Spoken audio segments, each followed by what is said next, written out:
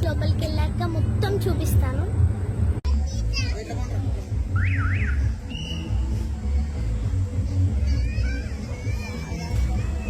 Friends, దీన్ని Ramnagar park అంటారు, YSR park అని కూడా అంటారు.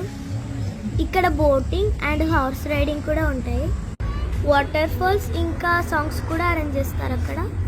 హాలిడేస్లో రిలాక్స్ అవ్వడానికి అయితే ఈ పార్క్ అయితే చాలా బాగుంటుంది. అండ్ ఇక్కడైతే గ్రౌండ్ లాగా కూడా ఉంటుంది, ఎక్సర్సైజ్ కూడా చేయొచ్చు ఇక్కడికి ప్రతిరోజు వచ్చి. చిన్నపిల్లలు ఆడుకోవడానికి ప్లే గ్రౌండ్ కూడా ఉంది ఫ్రెండ్స్. ఓకే ఫ్రెండ్స్, పార్క్ మొత్తం చూసేద్దాం. Okay friends,